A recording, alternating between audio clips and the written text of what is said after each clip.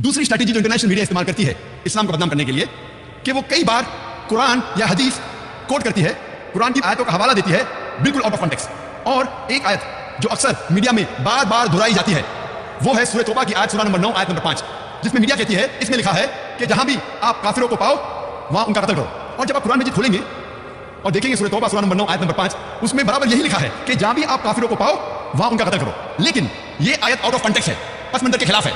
आप जानना चाहते हैं कुरान का पैगाम क्या है, आपको पस मंजर को पढ़ना पड़ेगा। You have to read in context. और जब कॉन्टेक्स्ट पढ़ते हैं सूरह तौबा सूरह नंबर 9 आयत नंबर 1 से पढ़ते हैं, हमें पता लगता है कि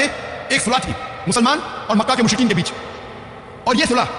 एक तरफा मक्का के मुशरिकीन ने तोड़ दी थी। तो अल्लाह सुब्हानहू व तआला सूरह तौबा सूरह नंबर 9 आयत नंबर 5 में उन्हें चेतावनी देते हैं, उन्हें वार्निंग देते हैं, मक्का के मुशरिकीन को खबरदार करते हैं और कहते हैं आपके पास 4 महीने का वक्त है, आप सुधर जाओ वरना ऐलान जंग। और जंग के मैदान में अल्लाह सुब्हानहू व तआला फरमाते हैं और मुसलमानों से कहते हैं जब भी दुश्मनों को पाओ